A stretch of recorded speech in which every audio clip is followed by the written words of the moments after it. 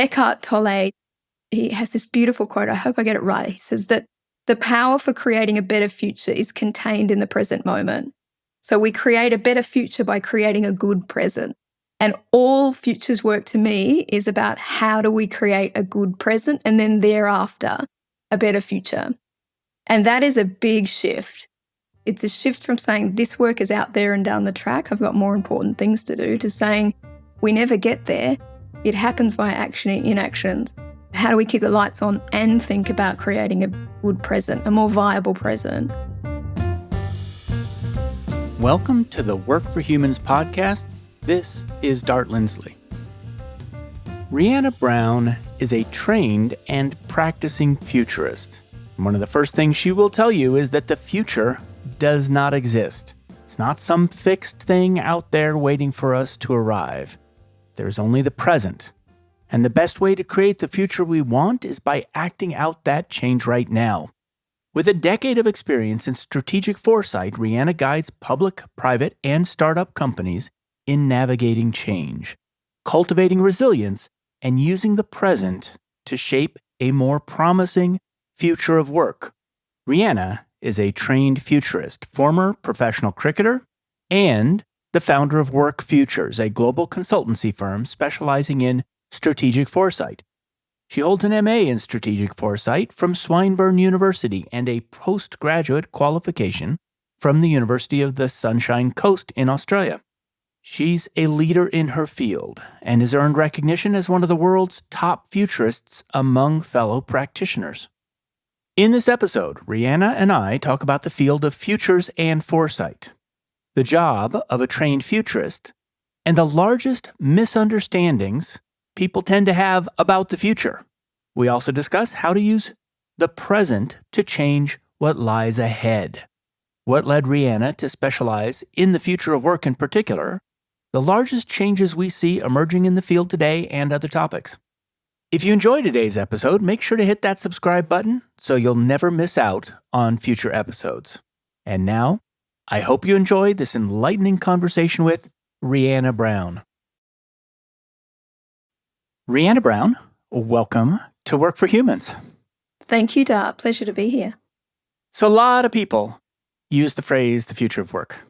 Very few of the people who actually use that phrase are trained futurists like you are.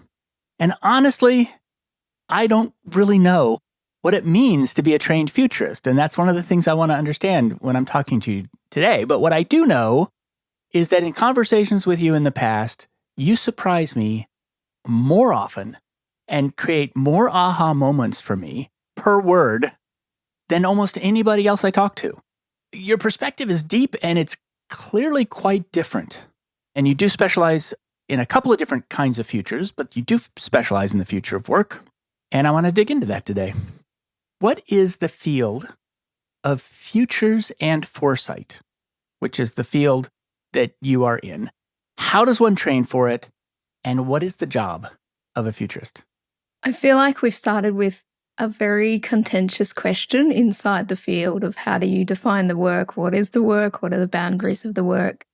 The way that I make sense of it, and I feel like, to be honest, it's an evolving idea, as it should be, is I distinguish the notion of futures and future studies as a research discipline. So I studied future studies. And then we might hear the distinction with terms like strategic foresight, which for me is more about the application of those future studies methods by organizations and individual to help better prepare for, anticipate, and shape change. So there's two distinct terms that are really often used interchangeably, but to me, I think they mean something different. Defining what a futurist is a really hard thing to pin down. I also run a podcast with a couple of friends called FuturePod, and we interview futurists and we ask the very question, what do you think a futurist is? You know, how do you describe what you do to others? And I think it's the trickiest question of all. When I think about Richard Slaughter, who's a well-known scholar in the futures field, describes the notion of three different types of futurists. And I think it's a really interesting way of thinking about the spectrum of the work that we do. So he talks about pop futurists, so superficial entertainment, very tech-centric. I think a lot of people have experienced pop futures work. he then talks about this sense of a pragmatic futurist. So we might start using more empirical methods and training, but it's still a real focus on practicality and utility inside settings like corporate planning, organizations. And at the other end of that, he talks about the idea of critical futures. So again, still an empirical basis, but that's the bigger civilizational conversation where we challenge the status quo, address big fundamental issues and societal issues. And for me, I tend to swing between the last two. I do a lot of work inside organizations, but also I think a good futurist is also a good provocateur. We should be challenging and asking more elegant questions about the present and the way that we think about things. For me, when I think about the work of futures, we often split it into two things. There's people that tend to talk about the content, which is code for change. I think all futures work is always just about change, not managing it, anticipating it, navigating, leveraging change.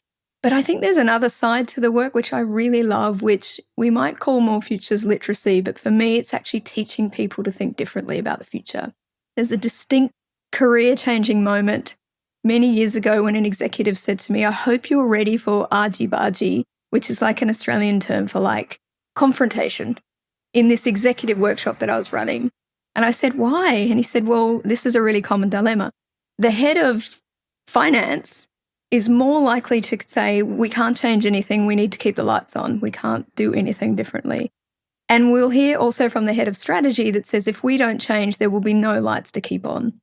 And for me, that was a distinct moment to say that my work, although I do a lot of work around trends and signals and change, it's less about the content and trying to influence through an evidence base of what's changing, because I just think people don't really do anything different. I think the acupuncture point is more upstream and say, first we have to blow open how we think about the future. And then that shapes how we think about these potential changes in the actions in the present. So a lot of my work, I think, is really about changing perspectives, challenging how we think about things with the view of shaping how we act in the present. The last thing I'd say too is the most fundamental things that I think good futures work is about is agency and pathways. So we should be able to have conversations about existential challenges, depending on the context. It could be climate, it could be concussion in sport. But for me, people should be able to leave with a sense of agency. They feel like they can influence the future and there is a pathway from the present to something more preferred. From a training perspective, so I studied 2 postgrad qualifications here at the Sunshine Coast University and Swinburne University, a master's. Also some time in Finland, which is incredible because I think you're just born a futurist over there. It's not that novel. It's just so implicit in how they see the world and understand things. So there is an academic discipline that you can study from, though there's something really ironic in that in 2019, they closed a lot of the programs down in Australia. And kind of my assumption was that it was based on the notion that it was too boutique as a program, which is the most ironic timing ever, given what has ensued in the last 3 or 4 years. What are some of the misunderstandings that we have about the future? You say, let's blow up how we think about the future. One of the things you've said to me in the past and to others is the future doesn't exist. What is that misconception, and are there others? Yeah, as I mentioned, I think the real acupuncture for this work is what I call unlearning. It's a clumsy term because it's not really unlearning, you're just learning, but it's just this sense of, I go back to that point, and it's the underpinning principle of all my work. When we change how we think about the future, we change how we think about action in the present. And that's the frame of any piece of work I do. You have to go through this unlearning experience with me. And a lot of it is based on challenging these core assumptions. So there's a few that come to mind. Firstly, we usually see the future as some kind of an end state. It's something objective. The future of work is everyone's remote, or we arrive at some end state, or it's some kind of technology. But I use the quote often of Jim Data that you mentioned, that the future of anything, it doesn't exist. So there's no future facts because the future hasn't actually happened. So we can't really predict the future in a way, but we can imagine it and shape it in the present. So when we're talking about the future of work, let's say what we're actually talking about are our ideas and images of a time later than now. Part of the provocations then is whose ideas and images are they? And I talk about the notion of the politics of the future, right? So those with the loudest voices shape images of the future, and then thereafter they shape us. Who's not in the room? I always use this provocation that when we're talking about, let's say, the future of work, who are the loudest voices and what future are they shaping, and how neatly does it align to the services that they provide today, for instance? So that's a big one, this sense that the future doesn't actually exist. There are no facts, so we can't speak about it from a sense of facts. The only bit of data we have on the future is data on what's happened in the past and what's happening today on a particular topic. And the other bit of data that we totally underestimate that I think has more influence over how actions occur is the ideas and images that we have about the future, the assumptions that we have that then shape our action in the present. For me, I feel like it took a master's degree and over 10 years in this space to get this one tiny sentence, is that the future isn't actually out there and then. The future of work, let's say, it never arrives because we're always in the present. And yet all of our logics and decision heuristics, if you think about the way we plan, even our own lives, let alone inside organizations, we talk about medium term and long term and short term. And those terms are still relevant, but when we talk about the long term, we're talking about something that's out there and then. But of course, we never get there because we're always in the present. I feel like my brain is totally unlocked in that moment. So for me, the big realization is that the future hasn't happened. We have some agency, but also that it's shaped by our action and inaction today. So the things that we do today, of course, shape our future, but I'd say equally the things that we don't do shapes our future. Every time I think about my own career, right? Every time I think I'm too busy to do that, I call it the tyranny of the urgent. I'm too busy to do that because I've got all of this stuff going on over here. That's a decision towards a particular future, which I think is a really provocative one that brings a bit of change energy to people when they hear it. Also, the sense that the future doesn't happen to us. It hasn't happened yet, so we do have some capacity to shape the future. What I got really early in my career was a lot of notion and this sense that this work is about prediction and what might happen down the track. Is literally the questions of like, that must be so interesting, but we've got important work. That speculative stuff must be interesting. For me, at least, the future is about action today. It's only ever about action today. Eckhart Tolle, he has this beautiful quote. I hope I get it right. He says that the power for creating a better future is contained in the present moment. So we create a better future by creating a good present. And all futures work to me is about how do we create a good present and then thereafter a better future. And that is a big shift. It's a shift from saying this work is out there and down the track, I've got more important things to do, to saying we never get there. It happens via action and inactions. How do we keep the lights on and think about creating a good present, a more viable present? The other two that really quickly come to mind, Dart, is the most common thing. I think Andy Hines has this line and he says that the future's not as fast as you think. And just this notion that change, I think, seems fast because we're not paying attention. And good futurists look at those bits of evidence of change, right? We're always looking at the pockets of the future in the present. So a good example of that might be automation is a really old idea coming from the Greek gods. AI is a very old idea. I think of examples of the notion of remote work feeling very new and trendy. IBM had 2,000 workers working remotely in the 80s. If we look back in time, change isn't necessarily as fast as we think. Part of the work is to say we're not paying attention. Probably just on that this sense that when we talk about the future of anything, we tend to talk about it as a straight line. It's a projection of the present. We use the term the future in the singular. And one of the big flips for me is to say that the future doesn't happen in a straight line and that there's more than one future. There's a range of things that are possible, right? There's the futures that we project, but there's also futures that are probable, plausible, possible, even ridiculous. Things that we consider to be ridiculous are actually, in my view, probably the better indicators of what might likely be part of our future. So that last point to share is that, back to Jim Data, I tend to say is that we instinctively dismiss the ridiculous because we don't think that that's probable. And Jim Data talks about the notion that any useful statement about the future should at first appear ridiculous, otherwise we're projecting the present. the best way to get our heads around that notion that the future will likely appear ridiculous to us today is to look back in time and just like, I just can't believe we used to have those beliefs, use that technology, whatever it may be. So that notion that the only time really that makes sense is the present. And how do we hold space for things that appear ridiculous to us today? That is a complete reframe. It is.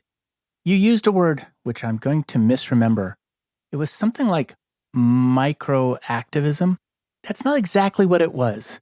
It was a statement that you used I think it was in Sydney. You were essentially saying, there is no future. The future's not there, right? The future doesn't exist. All there is now and what we do right now. And what we do right now can be activism, like in the micro action. Was that the word you used? I think I did. And I think it was, if I remember correctly, I think it was inside the context of talking about if the future never arrives, we're always in the present. How do we bring the future into the present? We're so busy. But I talk about this idea of small bets in a long game. So unless you're in a crisis and you have to radically change things, that's very different. But if you have a choice, of course we have to keep the lights on and, continue the viability of whatever, our own career, our lives, our organizations. But what are the small bets in a long game that we're taking? How are we looking to the changing environment around us and saying, if I'm thinking about work, how am I looking at the changing environment of work, whether that's technology, whether that's shifts in social attitudes, a whole bunch of other things. And what are the small bets I can make in the present? What's one thing I can do come Monday? That's another one of my bents as a futurist. And I have a background in org design and workforce strategy and development. And I got really interested in the future space. I used to find it really interesting, but never important. And I just thought that the action space, what we do come Monday, is actually the most powerful part of futures thinking. How do we tie threads from that's interesting to that's important? How can I actually do a thing?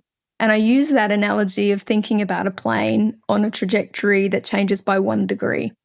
And it may end up somewhere fundamentally different. I mean, the fact that I'm an academically trained and professional futurist and have been working in this space for 10 years really boils down to one coffee that I had a long time ago. I was working as a public servant in the top end of Australia. I now live in Melbourne, the other end of Australia. And a futurist came along by the name of Steve Ty, and he gave a presentation over breakfast. And I said, that's really interesting. Do you have time while you're here to have coffee? And he did. And for me, that was the small bet. And then the small bet that leads into a different position to make very different decisions. He then let me know that you can study this. And I said, well, maybe I'll look into the study. And you can kind of see, right, how that trajectory changed over time. I think I used the term microactivism in the context of small bets when we were talking about gender equality. And through that conversation of there are a lot of women in the room, I was saying, what are you doing right now in terms of the micro actions of where you choose to work, how you speak to your children, a whole bunch of things. What are the small things that you're doing right now to shape a future that you want to be a part of?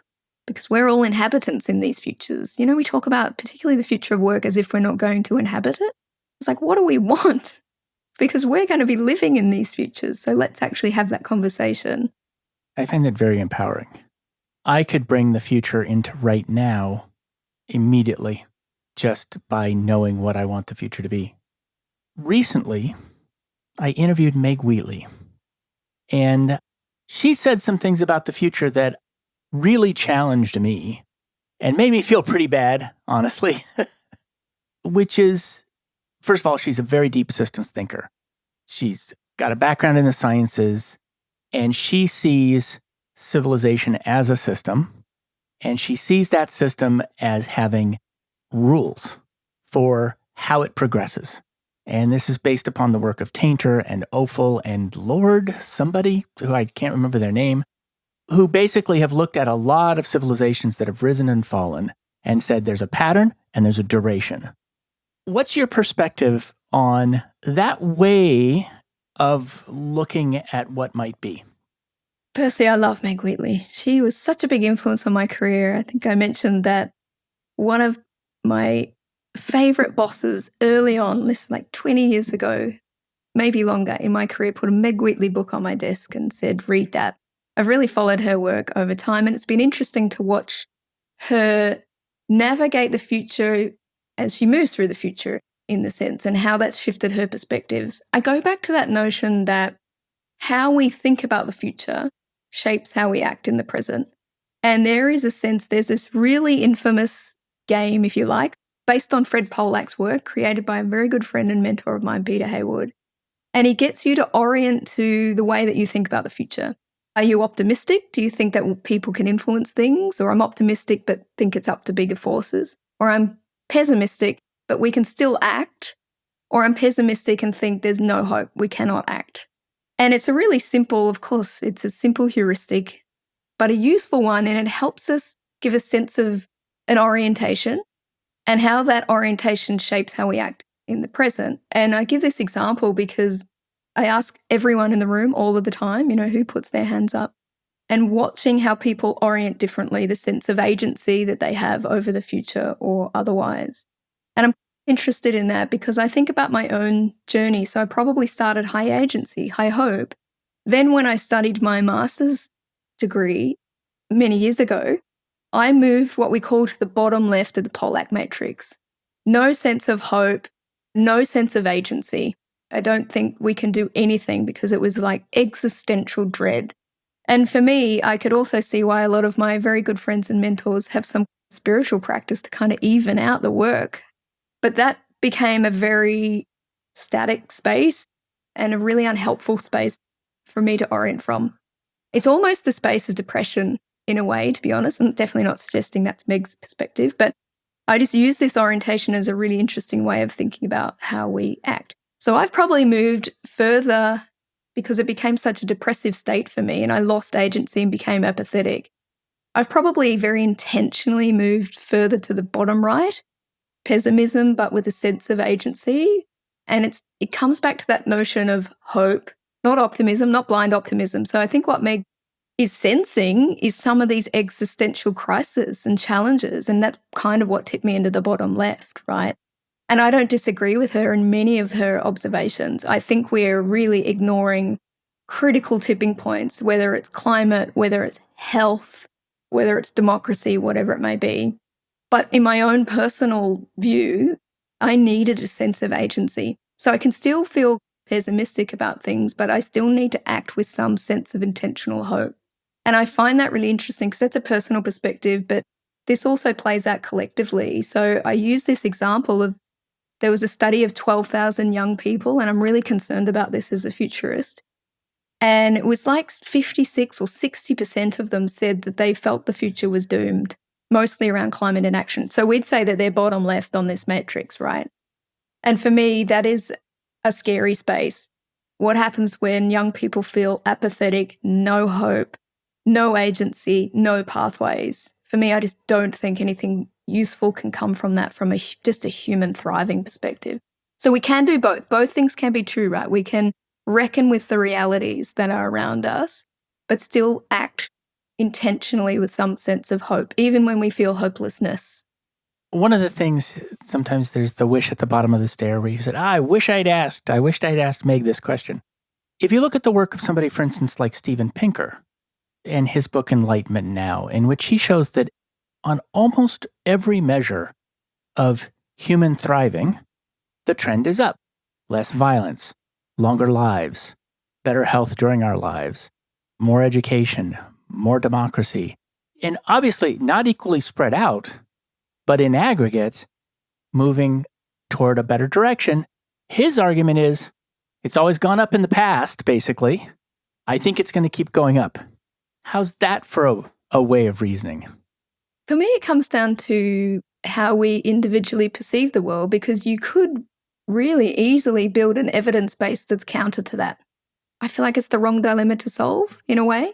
It's more about how do we actually reckon with the realities of what's in front of us. Because when we spend time debating my perception and experience of the world, and if I perceive it to be better or worse, we're kind of moving away from, but what are we actually doing regardless, based on where we're at right now, to what I call more of a directionality. It's less about what's this specific perfect end state that we want to get to, but a shared sense of What would we want to see more of and less of when we're talking about the future of work? I might want to see a lot less precarity and exploitation. I might want to see dignity and good quality jobs. I'm obsessed with job design being a critical enabler of a good future of work that we all want to be a part of. And where does that cross over and how can we get around that? So again, that's back to my natural instinct for some kind of action orientation, to act with some hope, but also reckon with the reality of what is around us. Yeah. When I look at Pinker's work, one of the things I get out of it is, yes, there's been an enormous amount of progress on almost every timescale. It's been largely made by people who were very unhappy with the present and wanted to make it better and did so in the present. And so looking at those graphs that Pinker gives can give you the opposite of pessimism, which is, no, everything's going to be okay and I don't have to do anything. And that is sort of the opposite end from pessimism, which is there's nothing I can do that it can help. And so both of them may be unagentic. Yeah, I could really see both extremes in a way. I just go back to the question, though, of what's helping us shape a good present and whether we argue of whether the present is better than it used to be or not. Is that a useful dilemma to spend our energy in solving? And my sense would be, no, we are where we are because that's where we are. So what does that mean for what we need to do to create a good present now? So let's start talking about work. The groundwork we just laid was super important, which is now, as we talk about work, there's going to be examples of thinking about the future the way we were just talking about. So why do you study the future of work? Most futurists that I know, we're kind of generalists in a way, right? We're experts in the thinking and the methods, but we can apply that in a whole variety of settings because any decision that you make at all in your life in an organization has an orientation and a consequence in the future. So you'd argue that futures work is kind of relevant in any setting. I do work with future of sport, farming, engineering, work, but most futurists, I'd say, have an area that they're really curious in. And for me, it's always been work and workers, and I very intentionally elevate the future of workers because when we only elevate the future of work, we tend to talk about things through a very structural lens. It's objective, it's about the technologies, it's about the structure of work, it's about where we work, whatever it may be. When we elevate the future of workers in that conversation, we elevate the human. We talk about health at work. We talk about changing attitudes to work, what motivates people at work, why we work. And for me, I think I'm interested in that. I always say to people when I do career sparring with them is if you look back at your career, there's usually a thread that's tried to break through. And it's like, that's a weird thing because I played professional sport, then I worked in the public service, in org design and development and workforce planning. Then I worked in this startup and private sector space in kind of HR. It's like, what's that got to do with work and workers? But I actually think the thread was the interest in centering worker voices. You know, Anab Jain has this quote and she says, those with the least power to shape the future suffer its worst consequences. And I also come from a regional remote Queensland. So work has a whole other different meaning. Work is centered in your life. For a long while, I was called the work dodger because I kept studying, which is like just a hilarious idea, right? I mean, of course I was working. I was playing professional sport, working and studying full time. But work is so central to your life that they never even talk about their jobs because you just keep working. We work on weekends. The kids go to work with you on holidays. And I think for me, there's a bit of a social justice part that comes in through the work that I do, who's not in the room when we're having these conversations. But then it's also just work for me is a setting that I think we can have really important conversations about the lives that we want to architect. And it was so central to me as an upbringing of how integral it was to life and how important it was. My parents will never stop working. They've said that explicitly. They will literally work until they just physically or mentally cannot work. And I think there's some of those personal reasons of why I'm so interested in work as a setting and a conversation about the future. I just think it's such a downstream space of where we see a lot of things play out around our lives. can see things that are happening inside workplaces that are very good indicators to what's changing around us. We're talking about trauma inside the workplace. We're talking about menopause leave inside the workplace. Like, it's a setting for very important and powerful and influential conversations about, like I said, the futures that we all want to inhabit. What are some of the actions that you do see people taking right now that are making the future today?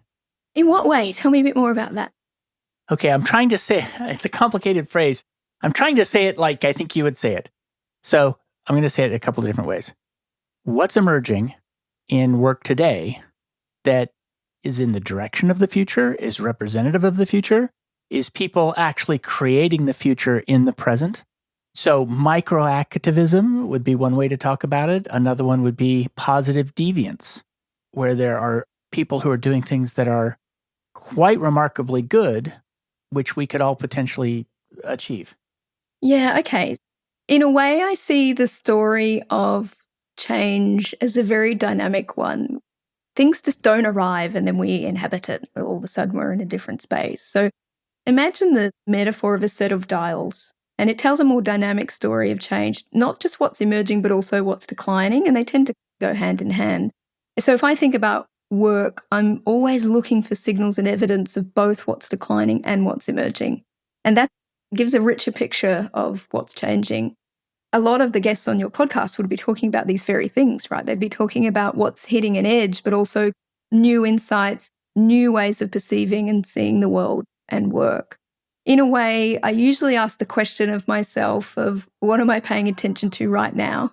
Anytime a futurist gets put on the spot around what we think the future of X may or may be, it's kind of a weird glitch moment. So I ask a more gentle question of what are the things I'm paying attention to? If I'm thinking about what's declining, just literally off the top of my head, I'm obsessed with language and culture, and that being a critical lead indicator to change.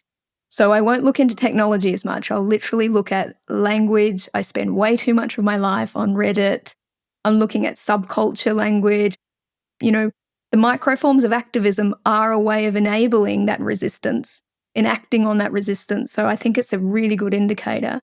Then I look and see, in this instance, when I'm thinking about work, what are the dissidents saying, or what are young people talking about when they're talking about work? I get this strong sense, and it's a generalization, but that the jig is up in a way, the old notion of, and the priorities and the motivations are no longer there. And younger people are asking very big questions of work, its value, its benefit. I absolutely reject the notion of young people being lazy. That's been going on for generations. My parents were called lazy by their parents. I take a more critical lens of saying, what are they talking about? What's the language that they're using? We're using anti-work. We're using lying flat in China. We're pushing back against hustle culture. We're lazy girl jobs. Like, in isolation, they mean nothing. But as a collective pattern, there's a whole vibe, there's a whole thing going on there. And it's like any good futures work, we need to always connect it back to the present. We need to say, if that's the change, so what now what? What does that mean for us, whoever us is? If we're HR, how might we rethink and challenge our assumptions about young people's attitudes? Or what does that mean for job design? That's just one. There's so many, I think, in many ways. The thing I'm paying attention to also is at the macro level, this sense of old logics, processes, systems declining, new ideas, logics, process systems, visions emerging, but hasn't fully manifest. So I feel like we're in this messy middle, right, of whose way is the right way, the pull back to the offices versus no, we want to think about work fundamentally differently. That in-between space, Zia Sada characterizes as the 3 C's. So that messy middle is complex, no right answer. It's like, I don't know. What's the right answer for you and your organization? It's a bit chaotic and it's contradictory. So it might be like, we're asking leaders to do this, but we're doing this. It's like, yeah, contradiction is just an implicit part of this. If I think about work, this in-between space. So as some things are decreasing, other things are emerging. The thing that's front of mind for me, and you could ask me this in 3 months and it'll be something different, but both, I guess, the idea of it's a provocation of work becoming a public health issue. And this is a big provocation. Like I said, good futurists are provocateurs. And it helps us to step away from the present and ask more elegant questions about, well, what do we want? And for me, that's me watching a bunch of independent little signals of change. So little concrete bits of evidence, again, in isolation mean nothing, and seeing them aggregate. Yesterday, I was reading a research piece. I think it might have been on a Stanford website, just to give some credibility to that, connecting mortality and layoffs. And it was like a 20% increase in the chance over the next 20 years. And you juxtapose that next to Australians are the most burnt out workers in the world, and we're starting to connect work directly with health issues. The WHO, the World Health Organization, now in their international classification of disease, talk about the notion of burnout and connect it directly as an occupational phenomena. So all these independent signals, right, they don't mean much. We joke that in the spare room, I used to have like a Mel Gibson wall of all of these thousands of sticky notes and the string, and my partner just said it's too much for visitors. But then the provocation is, don't just stop at the critique. We need to challenge what is possible. And I think that's moving into this hope space, right, of how do we act? What if the workplace was a critical determinant of health? How can we challenge the grammar of what is possible and then work back to create a better present? So I see these two dynamics of what's declining, what's emerging, and we're in this messy middle, and I think people are looking for neat, concrete answers, and there aren't none. I imagine that almost the assemblage of all of your guests over time probably having this conversation. You're right. It's so funny. I always am connecting conversations that I'm having right now with people who've come on the show. Christine Maslach came on the show. She's the person who got burnt out into the WHO. And I have also heard someplace along the way that, and I think it was in Australia, that a company was sued for mental harm to somebody who worked there and won. Or the company was sued and lost. The person who sued them won. And so once you start seeing instances like that, it starts to look like, so work is the new smoking. Powerful provocation. That reminded me, of a signal of, I think it was a French company a few years ago where the CEO actually went to jail as the result of suicide from an employee inside the organization. And that's interesting, Dart, for a few reasons. Part of my job is looking for patterns, not to map reality because we can't do that, but literally look for indicators of change and say, what does that aggregate in terms of an overall pattern? What you've kind of shared there is really interesting because it moves from something on the fringe, like a radical organization says blah, or all these weird, tenuous links to work and public health, to a legislative conversation. That means we're swinging really into the mainstream. So recently in Australia, we've just passed, I think, a piece of legislation around the idea of the right to disconnect. You have a legal right to not be contacted after hours of work. I don't know the specific implication of that. That's an old idea. They had that in France years ago. But again, in isolation, it doesn't really mean much. We might ignore it. But if we look at it as a whole bunch of indicators, both of protecting workers' health and space, but also the implications of technology, we start to see a very different present. Again, it's not about what might happen. It's about what is happening today. That's the only bit of data we have, what's happened in the past, and then connected to what are those images of what is possible. And I think one of my jobs is to challenge the range of thinkable futures that people have about what is possible. And I'll give you a really basic example of that. I do a lot of work with sport, which I love because I used to play sport, so it's a cool thing to go back and talk about sport.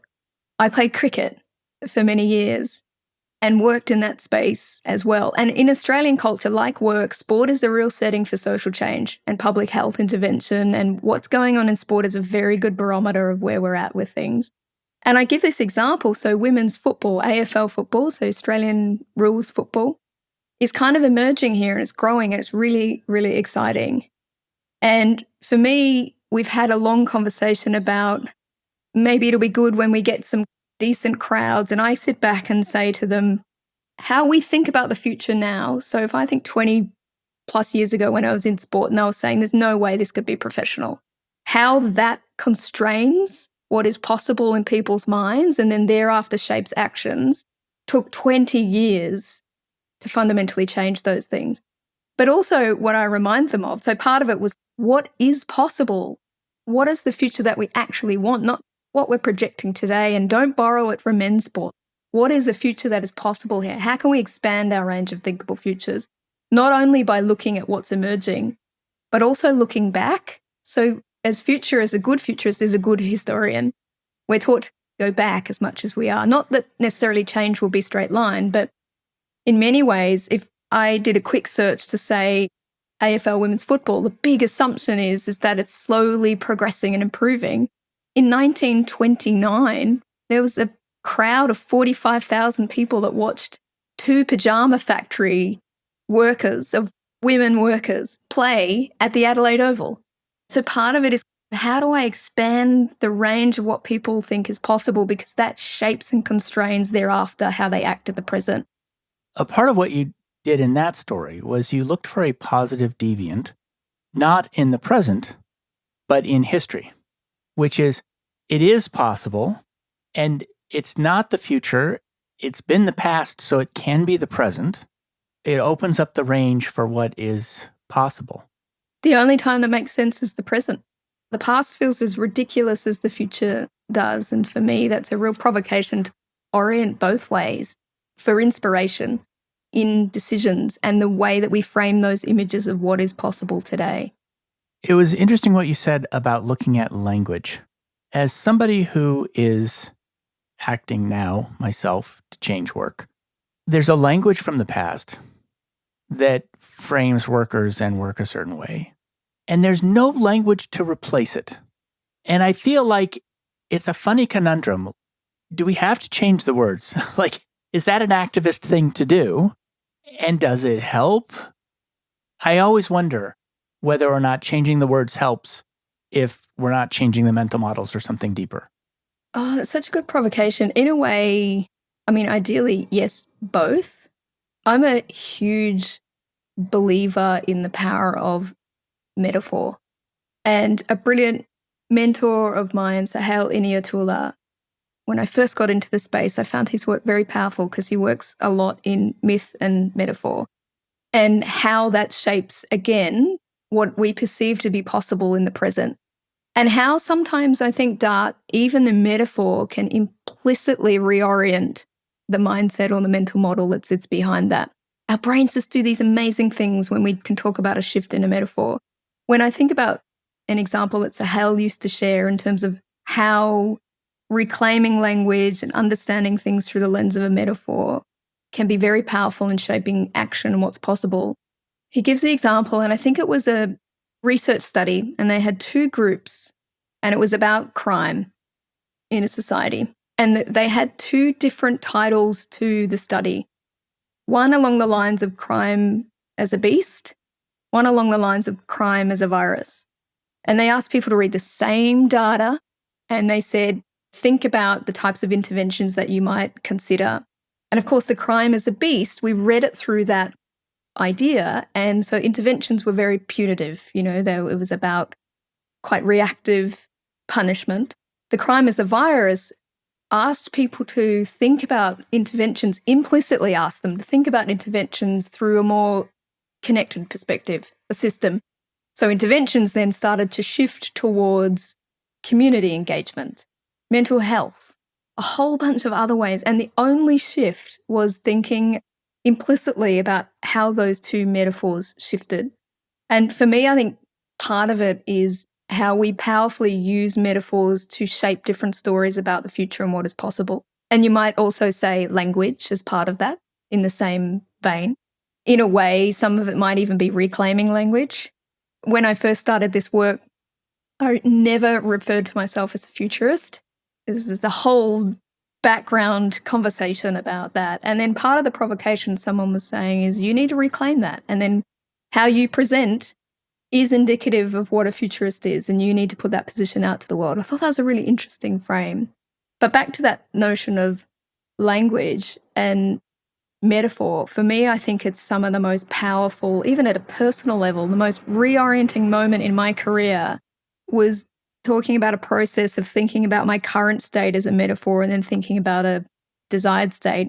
And the state at the time was that I can't remember the language, it was like outside the arena. looking in. It's easy to critique. It's easy to be perfect and critical outside the arena.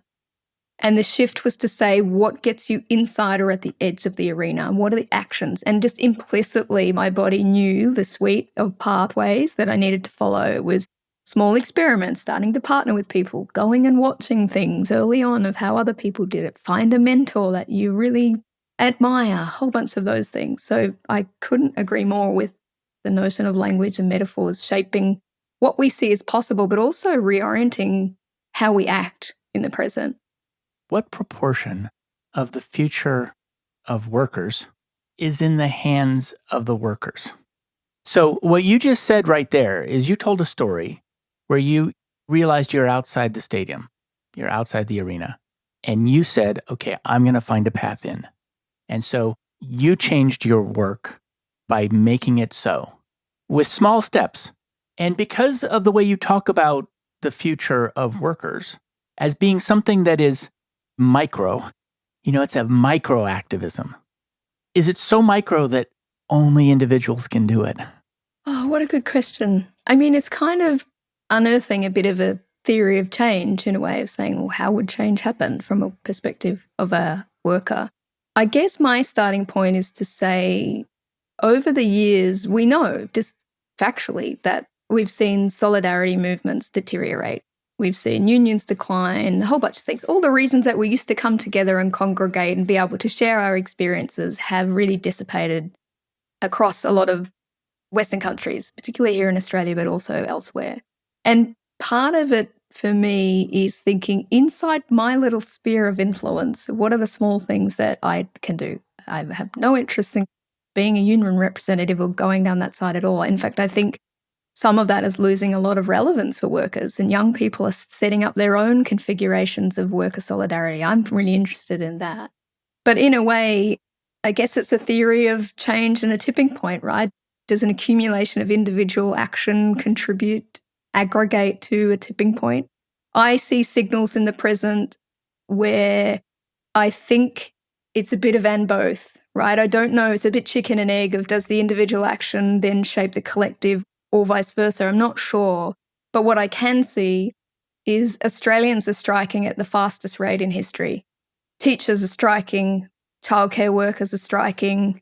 There's a term called employee activism. It's happening inside of organizations. My favorite weird thing to do is to get on Reddit and people will screenshot things from the CEO's message. I'm not advocating this, but it is interesting viewing. It's its own form of kind of micro-activism, and there's shared collectively in these underground communities. So to answer your question, I'm not sure, but I am seeing patterns where these things go from a weak signal to a broader pattern that's starting to play out and normalize in society. And if we're thinking about workers' involvement and advocacy in shaping the direction of work, I think I'm starting to see a tipping point, things push to the right. A really practical example, not work, but to show how that individual signal can turn into a significant movement is to think about Greta Thunberg, non-work related. At one point, she was just a kid that sat outside of school, and that meant absolutely nothing in terms of a global shift of young people's attitudes. It was just a kid sitting outside the school. This is a perfect example of you start looking at a very weak signal and how it shifts. Then it was like, okay, there's a bunch of kids around her. Then it was like, hey, there's a lot of kids doing this. Now it's like there's kids in Victoria with their parents going on a Friday to do this. And it's tipping into a mass movement and a shift from the perspective of young people. That's a good example of how small changes can shift into how they get there. I don't really know. I just watch the changes and notice when the change changes.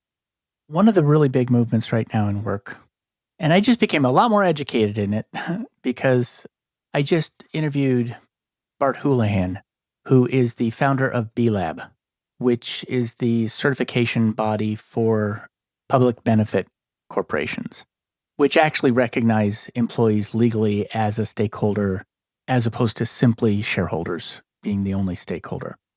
And first of all, I was very impressed that there are thousands of companies that are taking essentially an activist role, and it's an activist role in opposition to how other companies are run.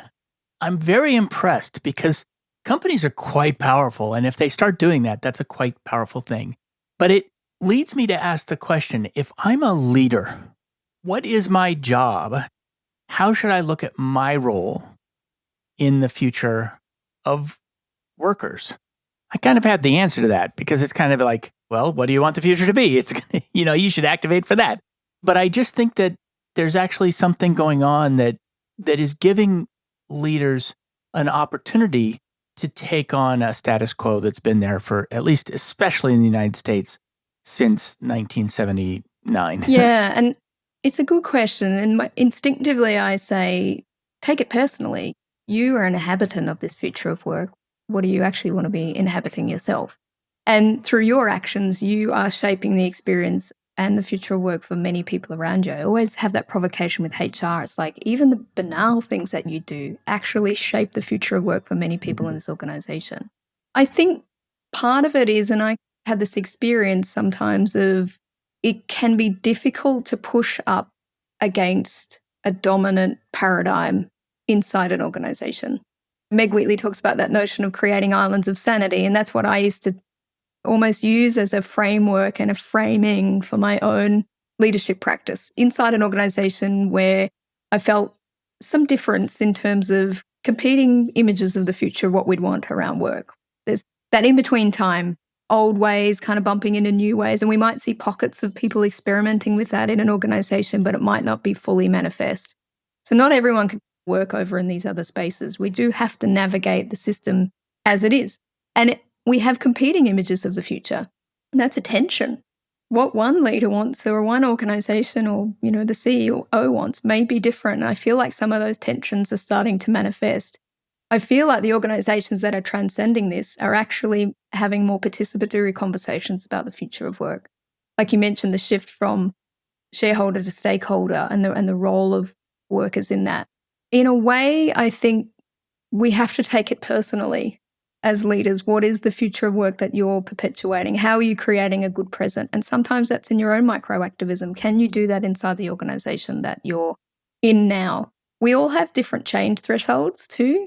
Some people can't leave the current environment that they're in for a whole variety of reasons. So part of it is, how do I navigate that and what are my tipping points? And for me, that notion of islands of sanity was one way of navigating that. Well, maybe I don't feel like I have a lot of agency to have significant influence over the organization, but I can create a space and an experience of work for the people around me that is aligned to the future of work that I want to be part of, where people are safe and cared for, like basic human tenets of and we know that people do good work when they're inside of that. So I guess the long answer was that. The short answer is, sometimes we're inside a space where there's resistance and we have to try and find small ways of creating agency and pathways.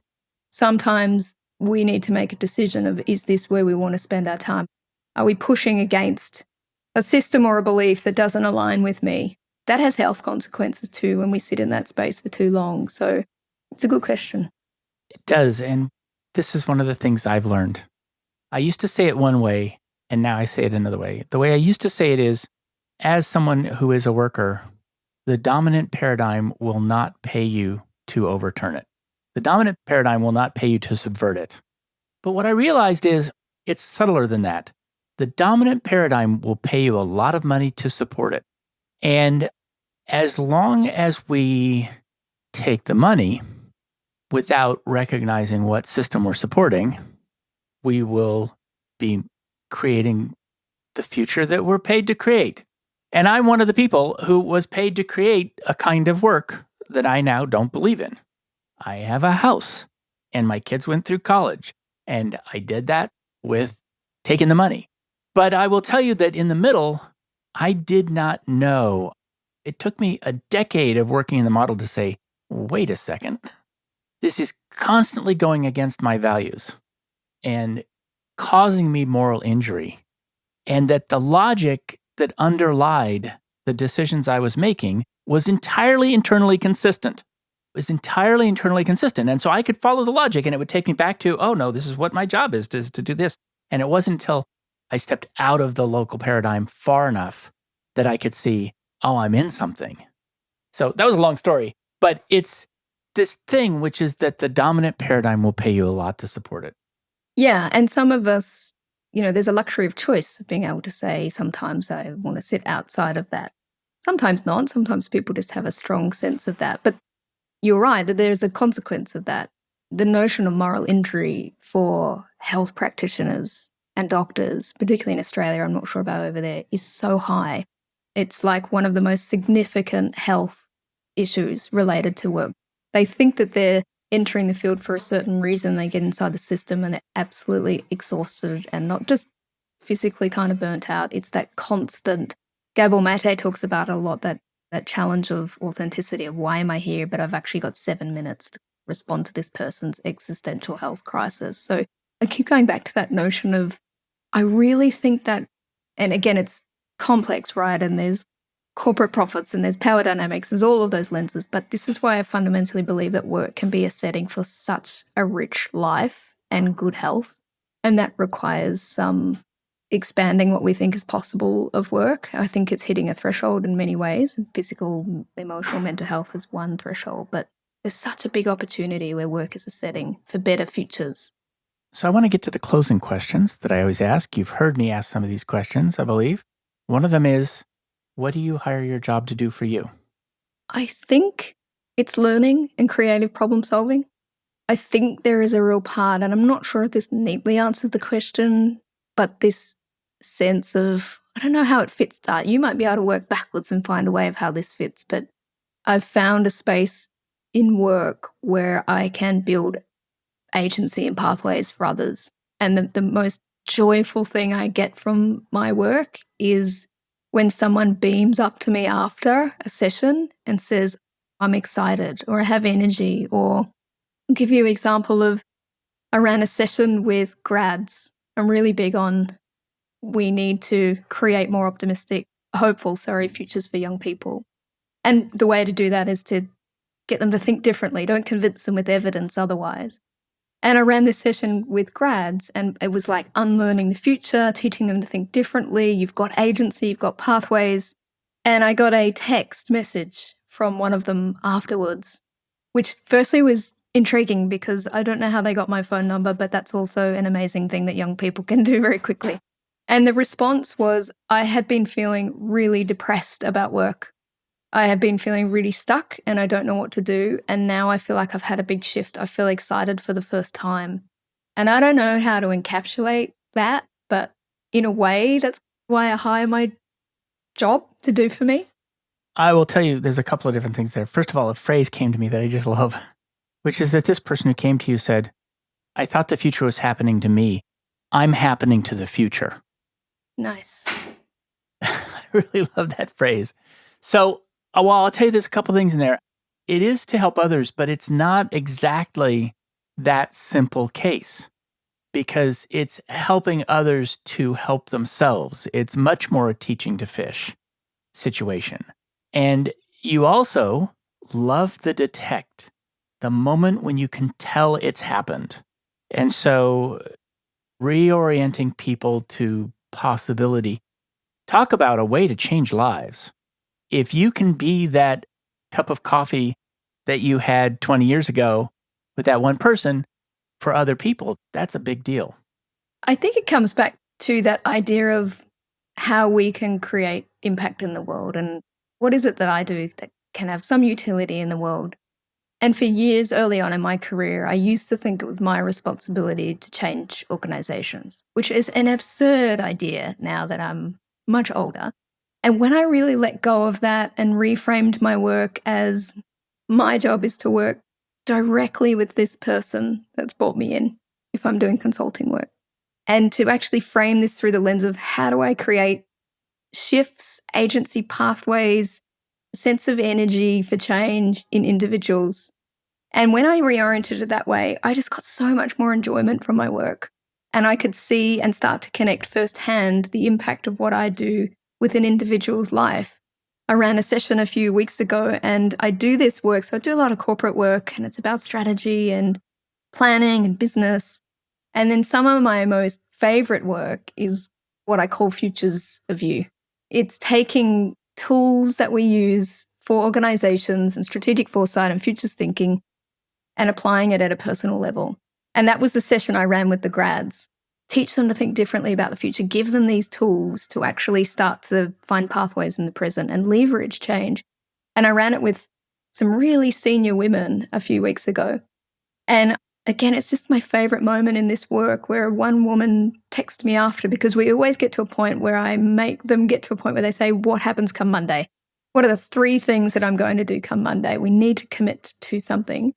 She texted me after and she said, after doing all of that work, I sat back and I just realized I need support. And she said, I cried at the realization of that. I call it like an acupuncture point, right? Like a strategic acupuncture point. She could do a million things. She could go and study again. She could do whatever. But she said, actually, the acupuncture point is, I need help. I need some support. And what that released in her and the sense of energy, I think to change, to do anything different, you need energy that is greater than the energy to sustain and the stasis. And the sense of energy that she got from that, I just think that's cool. That's the most enjoyable part of my job, those one small changes, because I fundamentally believe that they create significant deviations and open up other pathways for people in the present. Right. And it's not just a new direction, it's a vector. It's a quantity in a direction, a new quantity in a direction. Yeah, and that sense of possibility. It's like, oh gosh, maybe it isn't as big. Like I'm really big on don't make it big unless you have to when you don't have a choice. How can this be small? And we've got no excuse then. Literally, what's the one thing I'm going to do? As I mentioned, probably the 2 points in my career were the cup of coffee. And a few years later, I decided to work a 9-day fortnight. And it became known as Reanna's Friday Project. And I didn't really know that literally the intervention was to just take time, reclaim some time. And I just used that time to do whatever I wanted to do, actually trusting an emergent pathway rather than trying to control. It allowed me to catch up with different people. It allowed me to go to exhibitions. It allowed me to see talks that I wouldn't have seen. So what I ended up doing was actually being able to be more involved and doing some early futures work and practice. Started to integrate that into my work and then felt confident enough to move into consulting. And that's like 10 years ago. What does your work cost you? That is a very powerful question. Mental health? And I think this is useful to share that a part of what attracts me to futures work is the constant scanning for change. I have constantly been a person that is always looking to what's changing around me. And I remember a few years ago, a therapist said to me, you are so hypervigilant and you're just constantly aware of everything that's going on. And I said, well, I'm a futurist. And she said, of course you are. Of course you've created an entire profession around that. But there was probably a period about 5 or 6 years ago where that hypervigilance and scanning has a downside. And I think it was a lot of what Meg Wheatley shares really resonated with me, particularly at that time, because I was really depressed. I was only scanning and it was mostly things about the massive existential crises. I was going through the master's program. A lot of friends went through the same process. We hit real mental health bottoms. And it was something significant my partner just said is just like enough. Like that's the only thing you're looking for. That's the only thing you'll find. So that hypervigilance and that really skilled ability for pattern matching and looking at change has a downside if you're not very intentionally looking for hopeful futures. So I've had to change my whole practice to not default to all of the things that are declining, decaying, collapsing, but also where are there pockets of the future and the present where there is hope. I have to really intentionally do that and to balance things out. So I'd say that's one of the consequences is that you're hyper-vigilant to the environment around you. That makes a lot of sense to me. It takes a degree of intellectual rigor to keep looking at the existential threats as long as you did. I look at the existential threats and I can look at them for about 30 seconds. And then I'm going to think about some ice cream. I'm going to think of something else. So it takes a certain amount of toughness to really, I think, look at those things long enough. And it takes discipline to look at the hopeful things. Yeah, that's a very intentional practice for me, the hopeful things. But what you reminded me of then, Dart, is that it's not just an intellectual process. It's not just that I read about a whole variety of things and make connections and patterns. What I didn't realize, and this was my own existential crisis point, was that my nervous system and my body takes in that information as well. And that the more time I spent in the space of only looking for signals of collapse, the more my nervous system became very dysregulated. I think I mentioned earlier that a lot of mentors also had some kind of spiritual practice. And I found that really curious as a young futurist a long time ago. And now I can really understand why. I mean, that sense that we feel the future through our bodies, like the sense with young people of feeling depressed, lack of agency, is that I've had to be very intentional in knowing that it's not just an intellectual process. This happens, this shows up in my body. And what are the practices that I'm doing, not only to intentionally look for more hopeful futures, but to literally constantly regulate my nervous system in a way that allows me to thrive in a life. But it's a strange downside of the job is that I've had to be much more intentional. I can't intellectualize them away because it comes out in my body. That's fascinating. Thank you very much for coming on the show today. Where can people learn more about you and your work? I'd say LinkedIn is probably the best starting point, just Reanna Browne, and also on Instagram, so futurist_Reanna, REANNA. I'm a real nerd and love geeking out, so I really encourage people, even if it's just a curious question, to contact me directly. I get a real joy out of that. I'm sure on an accumulative level, it's not necessarily the best use of my time from a business perspective, but it's the joy I get from doing this work. So please contact me directly. I really enjoyed this part of the conversation. Can you tell me more about that? Because for me, this is futures work, and that sense of building agency and pathways is what I think is one of the most powerful interventions that we can do in society at the moment. And I have a bias for obvious reasons, but I think it's one of the acupuncture points. Is when we change how we think about the future, we change what we think is possible in the present.